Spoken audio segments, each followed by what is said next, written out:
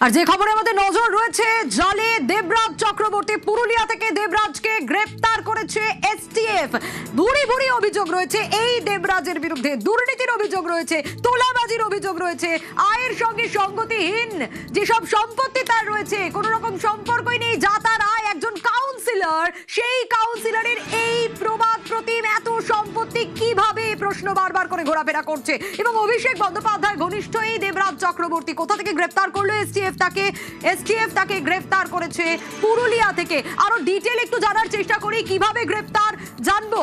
অনুপ রয়েছে আমার সঙ্গে। অনুপ, অভিষেক বন্দ্যোপাধ্যায় ঘনিষ্ঠ এই দেবরাজ চক্রবর্তী অনেক দিন ধরে রেডারে, এবং তার রক্ষা কবচ আর পাওয়া সম্ভব হয়নি, এবং রক্ষা কবচ মিটতেই কোথা থেকে কিভাবে এসটিএফ এর জালে এলো দেবরাজ চক্রবর্তী?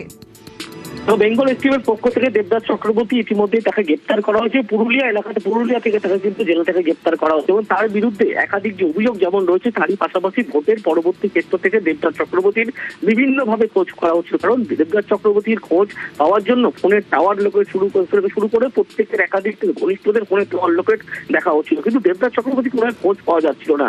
শেষমেশ বেঙ্গল এসটিএফ এর পক্ষ থেকে পুরুলিয়া থেকে তাকে গ্রেপ্তার করা হয়েছে।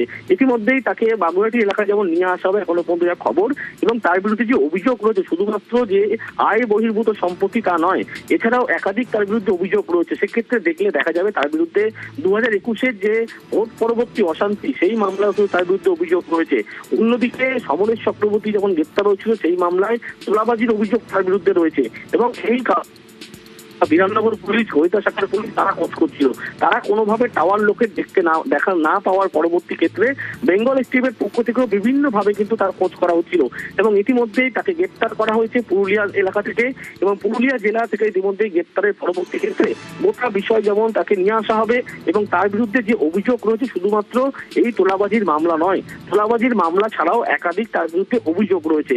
এবং দেবরাজ চক্রবর্তীকে গ্রেপ্তারের পরবর্তী ক্ষেত্রে কলকাতায় আনা হবে, আদালতে পেশ করা হবে, হেফাজতে নেওয়া হবে। কারণ তার বিরুদ্ধে শুধুমাত্র বলা হচ্ছে একটি মামলার ক্ষেত্রে, কিন্তু একটি নয় একাধিক মামলা রয়েছে, এবং সেই মামলা হলো পুলিশের পক্ষ থেকে পরবর্তী ক্ষেত্রে ট্র্যাক করা হবে। তার কারণ এই দেবরাজ চক্রবর্তী যখন ভোট হয়, ভোটের পরবর্তী ক্ষেত্রে তিনি কিন্তু গা ঢাকা দিয়েছিল।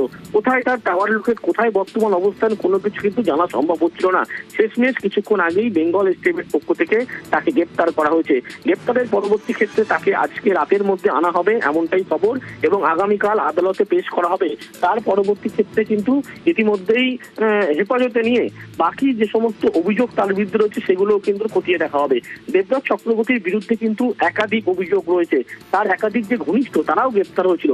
আর দেবরাজ চক্রবর্তীর যে উত্থান, সেগুলো দেখলে দেখা যাবে দেবরাজ চক্রবর্তী কিন্তু প্রথমে যখন পূর্ণেন্দু বসু প্রাক্তন মন্ত্রী তার আত্মসহায়ক ছিল, তার পরবর্তী ক্ষেত্রে কংগ্রেসের টিকিটে সেখানে তিনি কাউন্সিলর হয়, এবং তারপরে জেল মুক্তি হওয়ার পরবর্তী ক্ষেত্রে অভিষেক বন্দ্যোপাধ্যায়ের হাত ধরে তৃণমূল কংগ্রেসে যোগদান। তারপরে জেলার একাধিক দায়িত্ব তিনি সামলেছেন, বা ব্যারাকপুর জেলার যে সাংগঠনিক দায়িত্ব যুবর, এই দায়িত্ব তিনি সামলেছিলেন, এবং এই একাধিক উত্তর চব্বিশ পরগনার যে পৌরসভা চেয়ারম্যান, সিআইসি কারা হবে, কে কোন পদ পাবে, এই গোটাতেই অভিষেক বন্দ্যোপাধ্যায় ঘনিষ্ঠ হওয়ার কারণে তিনি দেখভাল করছেন। ভোটের পরবর্তীতে লক্ষ্য করা গেল ভোটের সময় অতিথিমন্ত্রী হার শিকার, তার পরবর্তী ক্ষেত্রে দেবরাজ চক্রবর্তীর বার্তা পাওয়া যাচ্ছিল না, কোথায় বর্তমান অবস্থান এই গোটা বিষয় খতিয়ে দেখা হচ্ছিল। কিন্তু শেষমেশ বেঙ্গল এসটিএফ এর পক্ষ থেকে ইতিমধ্যেই পুরুলিয়া সীমান্ত থেকে তাকে গ্রেপ্তার করা হয়েছে, এবং তাকে কলকাতায় আনা হবে বলে এমনটাই খবর। একেবারে অনুপ, একটু জানতে চাইবো তোমার কাছ থেকে যে ভুরি ভুরি অভিযোগ রয়েছে এই দেবরাজ চক্রবর্তীর বিরুদ্ধে, একজন কাউন্সিলর, সেই কাউন্সিলরের এত সম্পত্তি কিভাবে সম্ভব? তার কারণ যে আয় তার, সেই আয়ের সঙ্গে কোনো রকম কোনো সঙ্গতি নেই, তার যে সম্পত্তি কোটি কোটির সম্পত্তি। দেখো তার যে সম্পত্তির পরিমাণ, তার যে আয়, তার সঙ্গে কিন্তু কোনো হিসাবের মিল নেই। এটা দেখা যাচ্ছে যে পরিমাণ, তিনি শুধুমাত্র একটা কাউন্সিলর পদে ছিলেন, এমআইসি ছিলেন বিধাননগর পৌরসভার, কিন্তু জেলার দায়িত্বে, কিন্তু যেভাবে তার আয় ইনকাম দেখা যাচ্ছে, সেক্ষেত্রে কিন্তু তার থেকে বিপুল পরিমাণ সম্পত্তি। শুধু তার নয়, তার স্ত্রীর ক্ষেত্রে লক্ষ্য করা যাচ্ছে। রকেটের গতি যেমন তার উত্থান হয়েছিল, এবং রকেটের গতিতে কিন্তু একেবারে তার দেখা যায় সম্পত্তির পরিমাণ বাড়তে থাকে। রাজনীতিতে নামার পরবর্তী ক্ষেত্র থেকে লক্ষ্য করা যায় ধীরে ধীরে যেমন তার দায়িত্ব পদ একাধিক বেড়েছিল, সম্পত্তির পরিমাণও কিন্তু একাধিকভাবে বাড়তে চলেছিল। এবং এই বিপুল পরিমাণ সম্পত্তি কিভাবে হয়েছিল সেটা কিন্তু আয় বহির্ভূত, এমনটাই বলা হচ্ছিল। এবং যেখানে দেখা যায় হাইকোর্টে আগাম জামিনের জন্য তিনি কিন্তু গিয়েছিলেন, কিন্তু সেটা খারিজ হয়ে যায়। পরবর্তী ক্ষেত্র থেকে দেবদাস চক্রবর্তী যেভাবে উত্থান হয়েছিল বলা হচ্ছে, সেই রকেটের গতিতে উত্থানের মতো রকেটের গতিতে কিন্তু সঙ্গে থাকো। ইতিমধ্যে আমরা যোগাযোগ করতে পেরেছি বিধায়ক মন্ত্রী তাপস রায়, সঙ্গে রয়েছে নিউজ 18 বাংলায়। আপনাকে স্বাগত জানাবো। দেবরাজ চক্রবর্তী ইতিমধ্যেই এসটিএফ এর জালে একজন কাউন্সিলর, তার এইরকম সম্পত্তির পরিমাণ যা ভাবা যায় না। জবাব দেবে আদালতে, কি করে করলো, করছে কে করলো। এটা অনেক দিনের পুরনো খবর, অনেক আগে সকলেই জানতো। ওর সম্পর্কে কারোরই অজানা ছিল না। সাধারণ মানুষ থেকে বিভিন্ন রাজনৈতিক দলের মানুষ সকলেই এটা জানতো। এটা খুব দুর্ভাগ্যজনক এবং দুঃখজনক যে সমস্ত রাজনৈতিক দলের কর্মীদের জন্যই যেটা করে গেল তৃণমূল, এই রাজনৈতিক কর্মীদের সম্পর্কে মানুষের ধারণাটা বদলে দিয়ে গেল। এবং রাজনীতিটাকে, তৃণমূল তো আর একটা সরকার হিসাবে একটা রাজনৈতিক দল ছিল না। তৃণমূল হচ্ছে যে পয়সা কামানোর একটা সংস্থা, একটা ব্যবসায়িক সংস্থায় একটা পর্যবসিত হয়েছিল। তো তারই একজন, সেই ধরনেরই একজন যার কথা আপনারা বলছেন, যিনি এসটিএফ এর জালে ধরা পড়েছেন। ধন্যবাদ জানাবো আপনাকে। শিল্প ও বাণিজ্য মন্ত্রী বিধায়ক তাপস রায় তিনি ছিলেন আমার সঙ্গে, ইতিমধ্যে তার কথাও শুনছিলাম। এবং ভোট পরবর্তী হিংসা, মারধর, হুমকি, একাধিক অভিযোগ। আবার একটু অনুপের কাছেই যাব। অনুপ, যে কথাটা তুমি বলছিলে, যে অভিযোগগুলোর কথা তুমি বলছিলে, সেখান থেকে তোমার কাছ থেকে জানতে চাইবো, একজন কাউন্সিলর, তার এত সম্পত্তি, যেভাবে দেবরাজ চক্রবর্তীর উত্থান, তাও কিন্তু দেখার মতো। যেভাবে দেবদাস চক্রবর্তীর উত্থান, রাজনীতিতে যেভাবে উত্থান হয়েছিল, সেটা কিন্তু দেখার মতো। তার কারণ তিনি কিন্তু পূর্ণেন্দু বসু যে প্রাক্তন মন্ত্রী ছিলেন, শ্রমমন্ত্রী, তার আত্মসহায়ক শুধুমাত্র ছিল। এবং সেখানে যখন টিকিটের দাবিদার করেছিল, তাকে কিন্তু সেখান থেকে ছড়িয়ে দেওয়া হয়েছিল। তার পরবর্তীতে লক্ষ্য যায় অদিত চৌধুরীর হাত ধরে একেবারে কংগ্রেসের টিকিটে তিনি কাউন্সিলর হন। এবং অদিত চৌধুরী যখন টিকিট দেন কাউন্সিলরের, পরবর্তী ক্ষেত্রে তিনি তাকে গ্রেপ্তার করতে হয়েছিল, বাগড়ি থানা পুলিশ তাকে গ্রেপ্তার করেছিল। তারপরে দেখা যায় জেলে থাকে, যখন দমদম সেন্ট্রাল জেলে ছিলেন তিনি জয়লাভ করেন। তার পরবর্তী লক্ষ্য করা গেল যে জেল মুক্ত হওয়ার পরবর্তী ক্ষেত্রে অভিষেক বন্দ্যোপাধ্যায় সঙ্গে থাকো। অনুপের কাছে আসবো, তবে তার আগে জানিয়ে রাখি, আয়ের সঙ্গে সঙ্গতিহীন সম্পত্তি তার হদিশ তো পাওয়াই গেছে। কোটি কোটি দুর্নীতির অভিযোগ রয়েছে, তোলাবাজির অভিযোগ রয়েছে। আমরা কথা বলেছিলাম বিজেপি বিধায়ক তরুণ জ্যোতি তিওয়ারির সঙ্গে, তিনি কি রিয়াকশন দিয়েছেন, কি অভিযোগ করছেন, দেখুন।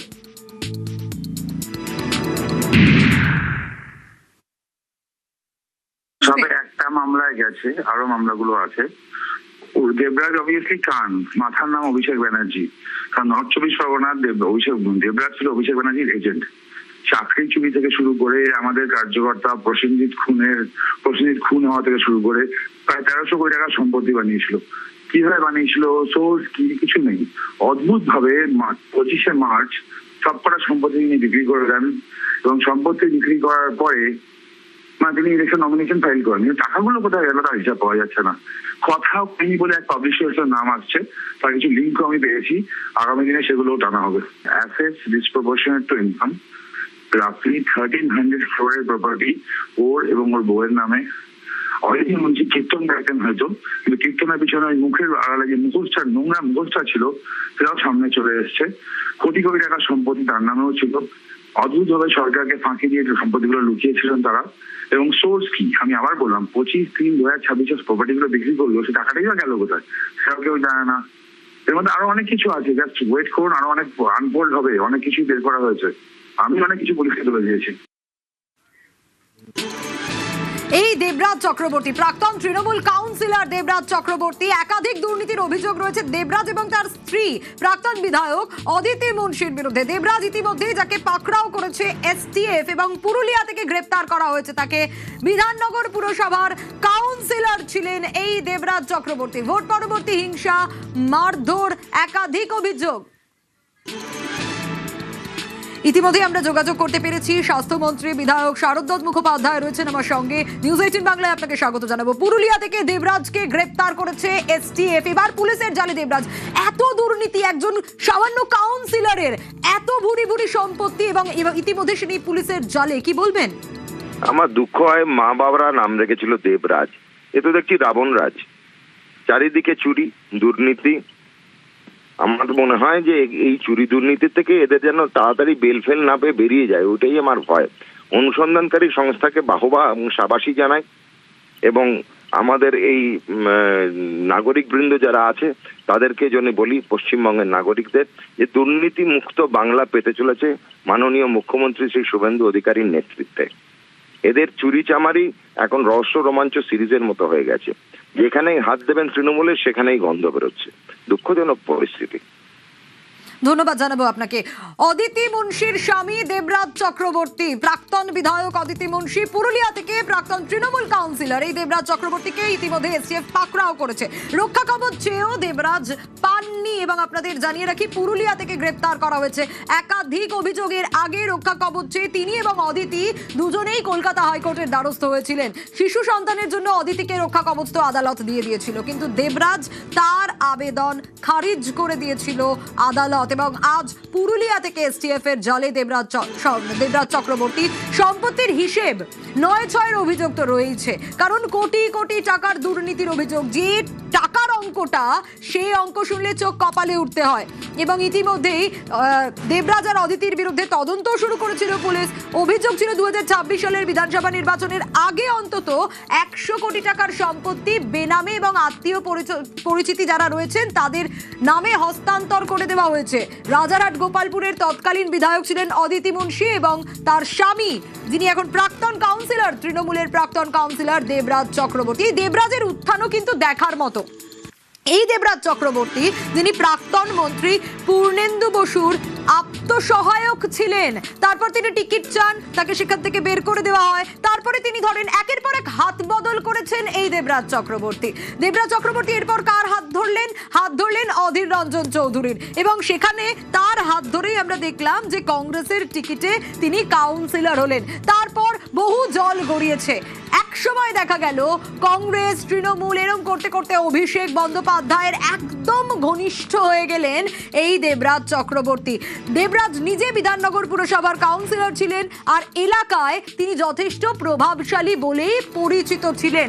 যতই প্রভাবশালী হন, একজন কাউন্সিলর তার কত আয় হতে পারে, সেই কাউন্সিলরের আয় ছাপিয়ে চলে যাওয়া বলাটাও বোধহয় ছোট হয়ে যায়।